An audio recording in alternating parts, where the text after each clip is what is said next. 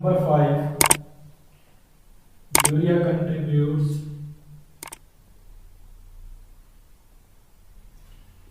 in hyperosmolar medullary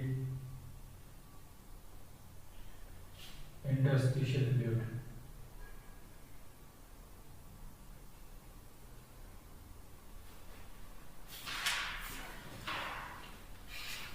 देखें, जो urea molecules हैं ये कलेक्टिंग डक्ट से, जो इनर मेडुलरी कलेक्टिंग डक्ट्स हैं वहाँ से फैसिलिटेटेड डिफेन के थ्रू इंटरस्टिशियल में मूव करेंगे।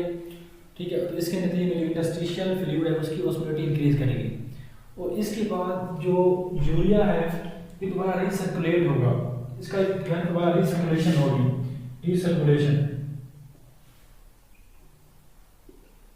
तो यूरिया ऑलमोस्ट 40 to 50% जो है ना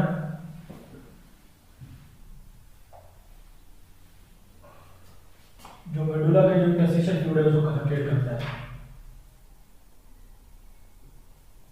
ठीक है, कितना 40 to 50% mean 500 to 600 milli osmole per litre तक कंसंट्रेट करता है। ठीक है, टोटल कितना है 1200 है, 1200 से 1400। तो उसका अगर हम 40 to 50% करें कि हाफ करें तो 600 बनता है, 500 से 600 मिली ऑस्मोल पर लीटर तक जो है यूरिया मेडुलरी इंटरस्टिशियल फ्लूइड को कंसंट्रेट करने में अपना रोल प्ले करता है। ठीक है, अब देखें यूरिया की रीसर्कुलेशन हो रही है। इधर है हमारे पास एक और चैनल, बहुत ही अजीम चैनल है, वो बहुत ही इंप्रेसिव फीड परफॉर्म करता है। यहाँ हमारे पास है एक और चैनल, उसको कहते हैं जी यूरिया ट्रांसपोर्टर A2। इधर से यूरिया ट्रांसपोर्टर A1 और A2, इधर है यूरिया ट्रांसपोर्टर A2। ये दोबारा यूरिया को क्या करता है, सेक्रीट करता है इन द टिब्यूल्स और यहाँ से यूरिया दोबारा जो है मूव आउट करके इधर आता है कलेक्टिंग डक्ट के अंदर। जब कलेक्टिंग डक्ट के अंदर आता है तो फिर यहाँ से और ज्यादा जो है वाटर की जो है रिडक्शन होती है और ज्यादा जो है during the each cycle urea will move more inside the interstitium, so it will play a major role in the concentration of the medullary interstitial fluid. Okay, during the each cycle urea will move in large quantity into the interstitium. ठीक हो गया, मतलब जितना urea यहाँ से बार बार repeat हो रहा है, एक तो ये जो रिसर्कुलेशन यूरिया की यूरिया को स्वेप्ट आउट से मिल जाती है, स्वेप्ट आउट यानी कि बॉडी से इसको स्वेप्ट आउट नहीं होने देती, बॉडी से इसको रिमूव आउट नहीं होने देती, दोबारा इसको जो है रिसर्कुलेट करके दोबारा यहाँ से जो है क्या होती है ये दोबारा डिफ्यूजन के थ्रू के थ्रू दोबारा इंटरस्टिशियल फ्लूइड में आ जाती है। अगर ये स्वेप्ट आउट हो गया तो उसके नतीजे में यूरिया जो है वो कम हो जाएगा हमारी बॉडी में और उसके नतीजे में जो इंटरस्टिशियल फ्लूइड है ये भी कम कंसंट्रेट होगा हमारी बॉडी के अंदर। ठीक हो गया, अब आखिरी पॉइंट है हमारे पास, दो पॉइंट्स रहते हैं बल्कि, वो कंट्रोल ऑफ एक्सटर्नल फ्लूइड। आसान आ रही है,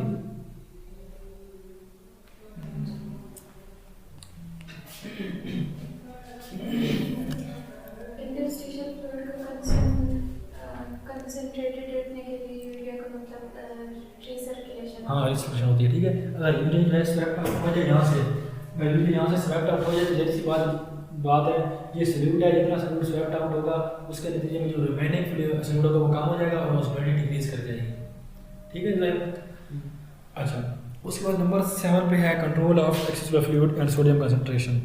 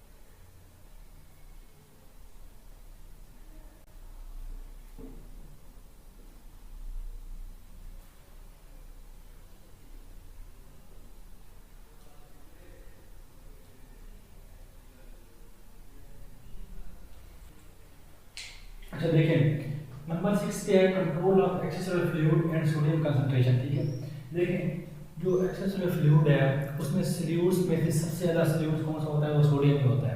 ऑलमोस्ट 94% जो है ना सोडियम और इसके एसोसिएटेड आयंस होते हैं। ठीक है, हमारे एक्सेसरी फ्लूइड के अंदर। तो इसी सोडियम की कंसंट्रेशन से ही जो प्लाज्मा की जो ऑस्मोलेरिटी है वो हम फाइंड कर लेते हैं। ठीक है, तो plasma osmolarity is equal to 2.1 multiply by the osmolarity of the sodium. लेकिन 2.1 मल्टीप्लाई बाय द सोडियम की ऑस्मोलेरिटी कितनी है हमारी एक्सेसरी फ्लूइड के अंदर, ऑलमोस्ट 142 है। ठीक है, मिली इक्वल पर लीटर। ये कितनी होगी हमारे पास, ऑलमोस्ट 298 मिली ओस्मोल पर लीटर। ठीक है, और एक्सेसरी फ्लूइड में हमारे पास कितनी है ऑस्मोलेरिटी, 300। ये देखिए कितने ऑलमोस्ट देर आ रही है, 298 और 300। ठीक है, सिर्फ दो मिली ओस्मोल में फर्क पड़ रहा है, और ये 2 मिली ओस्मोल बाकी आयंस की वजह से, मतलब ये क्लोराइड हो गया, पोटाशियम हो गया, उन आयंस की वजह से होती है। ठीक है, अच्छा उसको देखिए mechanism excrete sodium and water by the kidneys. अच्छा वो कौन सा मैकेनिज्म है जिसके नतीजे में हमारी जो किडनी है वो सोडियम और वाटर को जो है एक्सक्रीट आउट करती है। ठीक है, by the ADH feedback mechanism and the thrust mechanism.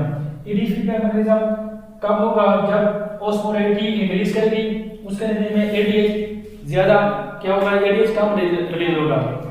देखें सॉरी, जब ऑस्मोलेरिटी इंक्रीज करेगी एडीएच इंक्रीज होगा। गुड, क्योंकि ऑस्मोलेरिटी जब इंक्रीज होगी मीन वाटर की कंसंट्रेशन कम हो रही है ब्लड के अंदर, प्लाज्मा के अंदर, तो एडीएच की सेक्रेशन इंक्रीज होगी। और इसके बरक्स उल्टे इसका क्या होगा, जब ऑस्मोलेरिटी डिक्रीज करेगी तो एडीएच की सेक्रेशन कम होगी। ठीक हो गया, इसके अलावा ब्लड वॉल्यूम और आर्टेरियल प्रेशर जब कम होगा, जब हमारा ब्लड प्रेशर भी कम होगा, तो उसके नतीजे में जो एडीएच है ये क्या होगा, ज्यादा स्क्रीन होगा, ताकि मैक्सिमम वाटर की एब्जॉर्प्शन हो, और जो आर्टेरियल प्रेशर है वो दोबारा अपनी नॉर्मल वैल्यू पे आ सके। उसके बाद है थ्रस्ट मैकेनिज्म। थ्रस्ट मैकेनिज्म कब होगा, जब एक्स्ट्रासेलुलर फ्लूइड के अंदर ऑस्मोलेरिटी इंक्रीज करेगी, तो उसके नतीजे में जो इंट्रासेलुलर फ्लूइड है उसकी क्या होगी, उसके अंदर जो वाटर की कंसंट्रेशन है वो कम होगी। जब वाटर की कंसंट्रेशन कम होगी तो उसके नतीजे में हमें एक थर्स्ट की सेंसेशन आएगी। ठीक है, इसके अलावा जब ब्लड वॉल्यूम कम होगा या आर्टेरियल प्रेशर कम होगा, या इसके अलावा हमारा जो म्यूकस मेम्ब्रेन है, जो माउथ है, जो हमारा एसोफेगस है, ये ड्राइनेस फील करेगा, तो उसके नतीजे में भी जो हमें जो है क्या होगा, सेंसेशन आएगी किस चीज़ की, थर्स्ट की, और उसके नतीजे में हम वाटर का इंटेक करेंगे अपनी बॉडी के अंदर। So this is what for today. क्या है एडीएच फीडबैक सिस्टम।